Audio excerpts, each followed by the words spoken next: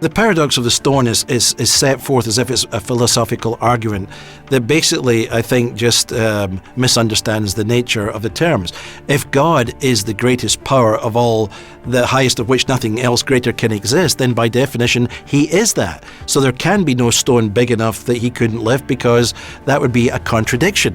So it's to set up really a false contradiction. The paradox of the stone is actually a very old argument against God's existence. It comes from the medieval period when they were trying to understand, what does omnipotence mean?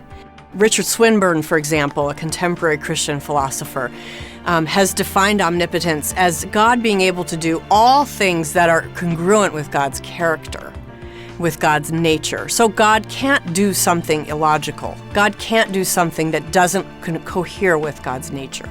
That's what omnipotence means. So that argument is really not an argument at all, because it's really about understanding how omnipotence is defined. It's supposed to show that there are contradictions in the attributes of God, that it doesn't really make sense to believe in a being who is all-powerful.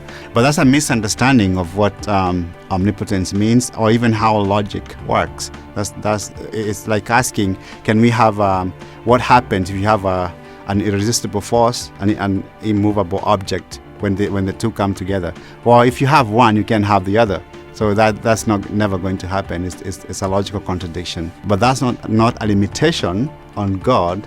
It's just how logic works. It's a philosophical game that does not respond to the actual data of what the Bible says about God himself as being above and beyond anything that exists or ever has existed. In fact, the source of all existing things.